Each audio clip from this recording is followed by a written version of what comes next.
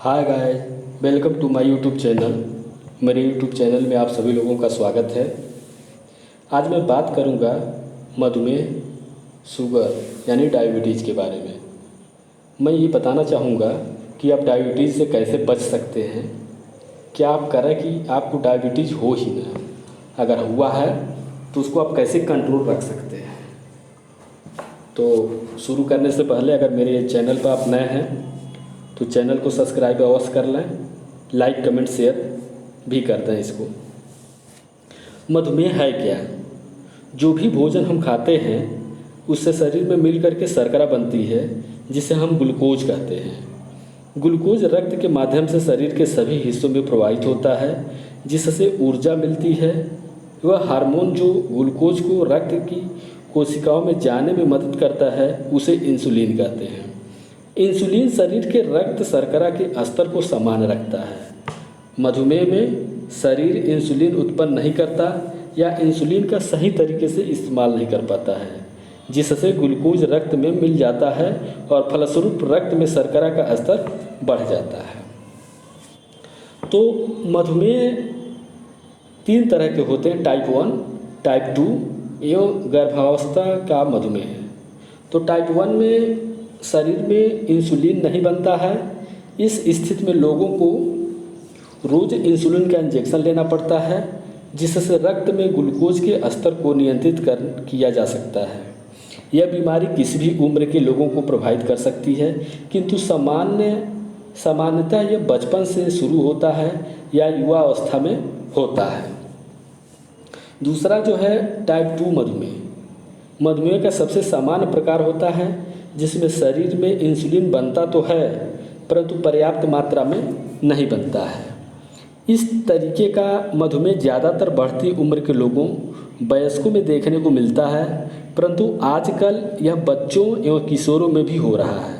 इसका खतरा उन लोगों को अधिक होता है जिनके परिवार में पहले से ही किसी को मधुमेह की शिकायत रही हो, या ऐसे लोग जिनका अत्यधिक वजन हो। यह नियमित व्यायाम के अभाव और बढ़ती उम्र के साथ भी देखने को मिल सकता है। और गर्भावस्था का जो मधुमेह होता है, यह महिलाओं को गर्भावस्था के दौरान होता है।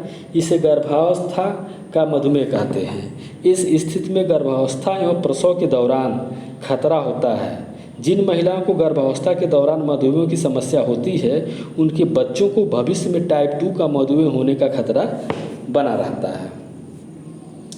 ब्लड शुगर लेवल चार्ट, यानी हम ये जान सकते हैं कि शुगर का लेवल कितना होना चाहिए। नॉर्मल के लिए फास्टिंग 80 से 100 और खाने के दौरान 170 से 200 और खाने के 3 घंटे के बाद 120 से 140। अगर इतना है तो नॉर्मल मानते हैं या नॉर्मल है शुगर।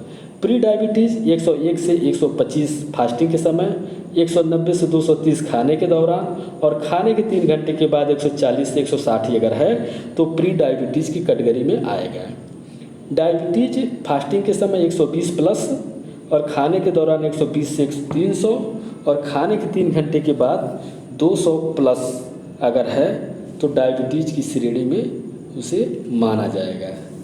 मधुमेह के जोखिम क्या हो सकते हैं, यानी मधुमेह किसको होने की संभावना ज़्यादा रहती है। परिवार में यदि पहले से किसी को मधुमेह है तो उनके घर में होने की संभावना ज़्यादा रहती है। इसकी शिकायत ज़्यादातर बढ़ती उम्र के लोगों, वयस्कों में देखने को मिलता है, परंतु ये किशोर किशोरियों में भी हो रहा है। अत्यधिक वजन, अगर जिनका ओवरवेट है उनको होने की संभावना है। अस्वस्थ आहार की आदतें, विशेष रूप से अत्यधिक नमक, वसा का प्रयोग एवं सब्जी और फल का प्रयोग न करना, ऐसे लोगों को मधुमेह होने की संभावना रहती है।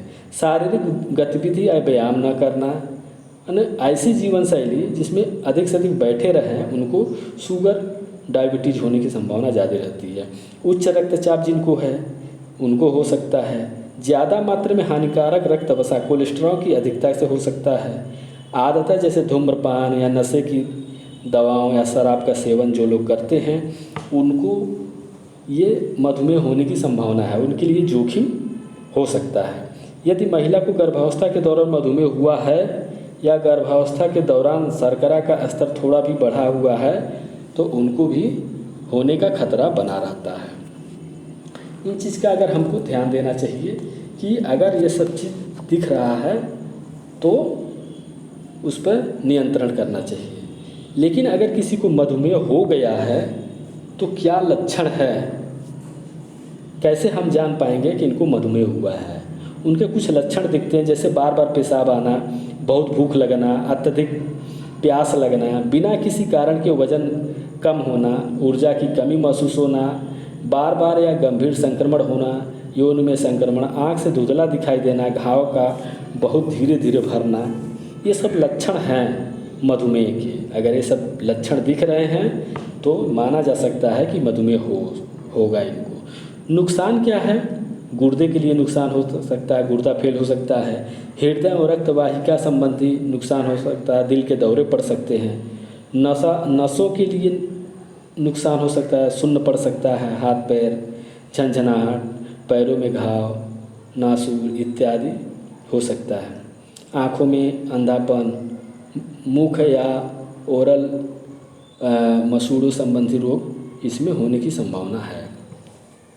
तो ऐसे लोगों को ध्यान देना चाहिए कि किस तरह से हम इसको नियंत्रित कर सकते हैं। कुछ उपाय हैं, अगर हम उस उपाय का पालन करें तो हम इससे बच सकते हैं। शुगर यानी डायबिटीज़ से हम बच सकते हैं। जैसे अत्यधिक वज़न बढ़ने से रोकना चाहिए, शरीर के वज़न को बढ़ने से रोकना चाहिए। सप्ताह में 5 दिन कम से कम 30 मिनट तक शारीरिक व्यायाम करना चाहिए। अगर जो लोग कर रहे हैं उनको शुगर होने की संभावना न के बराबर होती है। थोड़े थोड़े समय पर कम मात्रा में भोजन करना चाहिए, यानी एक ही बार ज़्यादा भोजन नहीं करना चाहिए। ऐसे भोजन खाद्य पदार्थ खाने चाहिए जिससे रेशे फाइबर की मात्रा अधिक हो।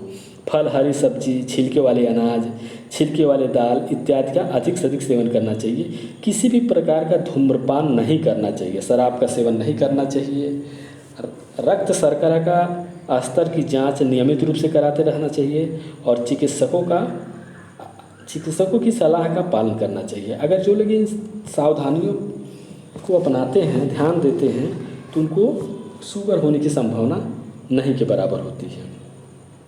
और ये देखने और सुनने में तो आसान लगता है कि हम इन उपायों को अपना करके शुगर को नियंत्रित कर सकते हैं, लेकिन अगर इसको हम नियमित रूप से करें तो वास्तव में हम इनको शुगर को कंट्रोल कर सकते हैं।